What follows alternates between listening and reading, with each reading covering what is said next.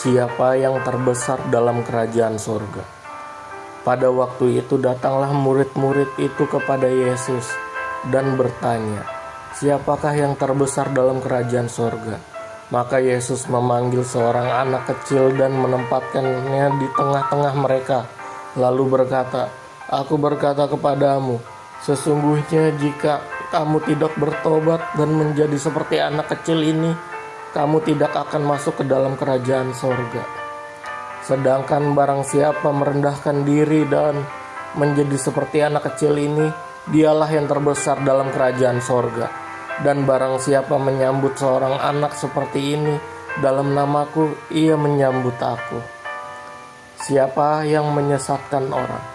Tetapi barang siapa menyesatkan salah satu dari anak-anak kecil ini yang percaya kepadaku, lebih baik baginya jika sebuah batu kilangan diikatkan pada lehernya, lalu ia ditenggelamkan ke dalam laut.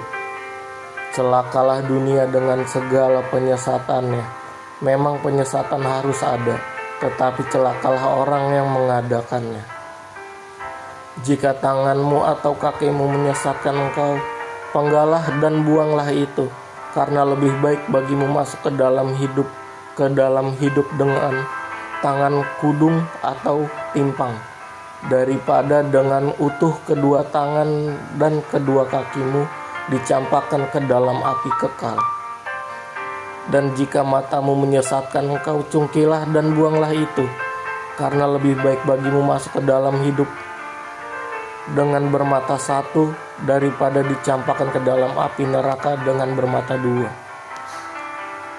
Ingatlah, jangan menganggap rendah seorang dari anak-anak kecil ini, karena aku berkata kepadamu, ada malaikat mereka di sorga yang selalu memandang wajah Bapakku yang di sorga.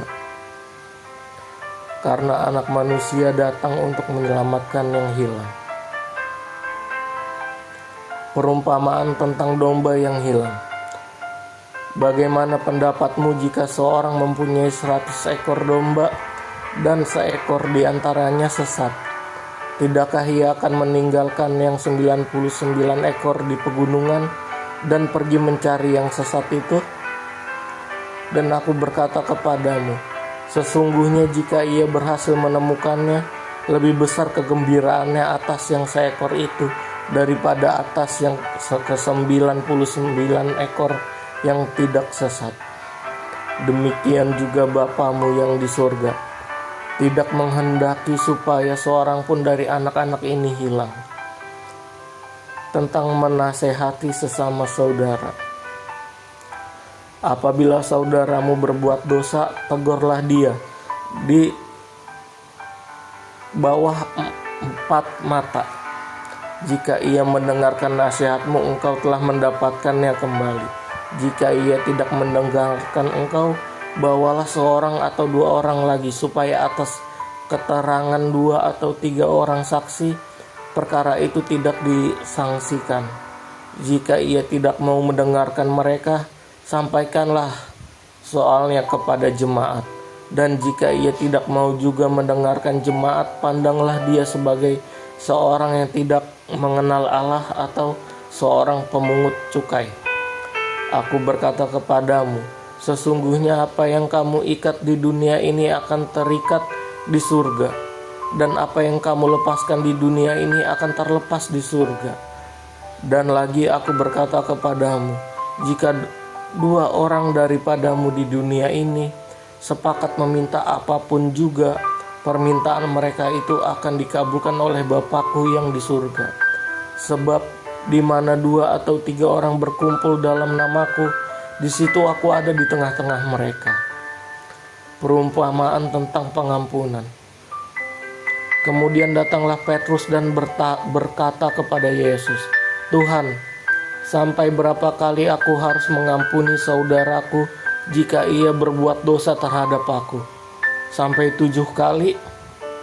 Yesus berkata kepadanya, "Bukan, aku berkata kepadamu, bukan sampai 7 kali, melainkan sampai 70 kali 7 kali.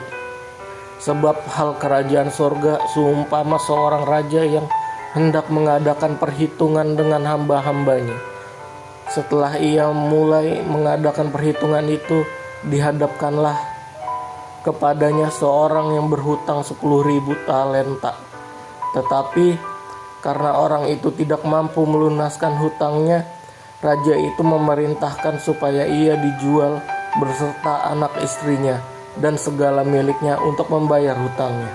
Maka sujudlah hamba itu menyembah dia, katanya, "Sabarlah dahulu, segala hutangku akan kulunaskan." Lalu tergeraklah hati raja itu oleh belas kasihan akan hamba itu, sehingga ia membebaskannya dan menghapuskan hutangnya. Tetapi ketika hamba itu keluar, ia bertemu dengan seorang hamba lain yang berhutang 100 dinar kepadanya. Ia menangkap dan mencekik kawannya itu, katanya, "Bayar hutangmu." Maka sujudlah kawannya itu dan memohon kepadanya, "Sabarlah dahulu, hutangku itu akan kulunaskan." Tetapi ia menolak dan menyerahkan kawannya itu ke dalam penjara sampai dilunaskannya hutangnya. Melihat itu, kawan-kawannya yang lain sangat sedih, lalu menyampaikan segala yang terjadi pada tuan mereka. Raja itu menyuruh memanggil orang itu dan berkata kepadanya, "Hai hamba yang jahat, seluruh hutangmu telah kuhapuskan, karena engkau memohonkannya kepadaku. Bukankah engkau pun harus mengasihi kawanmu seperti aku mengasihi engkau? Karena seperti aku telah mengasihi engkau." Maka marahlah tuannya itu dan menyerahkannya kepada algojo-algojo sampai ia melunaskan seluruh hutangnya. Maka Bapakku yang di surga akan berbuat demikian juga terhadap kamu, apabila kamu masing-masing tidak mengampuni saudaramu dengan segenap hatimu.